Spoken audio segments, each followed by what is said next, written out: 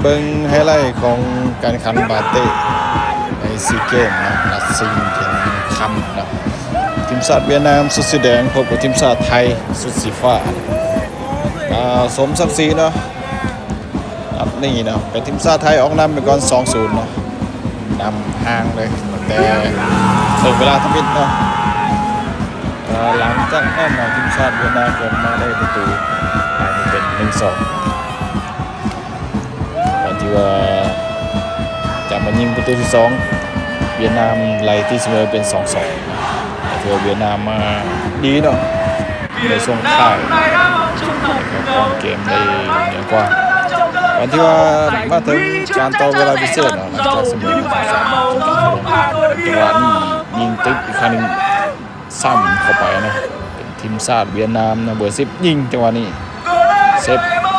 บานกระซอกมาถึงเบอร์22ซ้ำเข้าไปนะเป็นประตู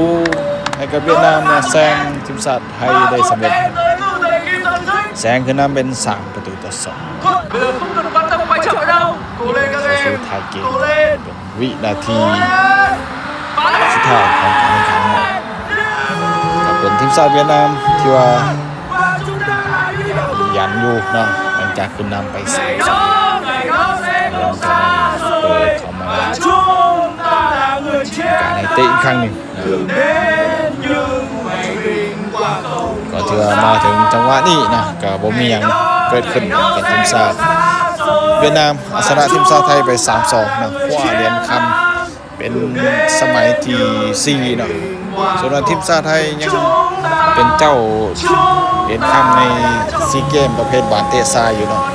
อยู่ที่16สมัยนะเคยคว้าเหรียญคำมาแล้วนี่เป็นบทสรุปย่อๆนะของการแข่งขันบาเตะทรายในซีเกม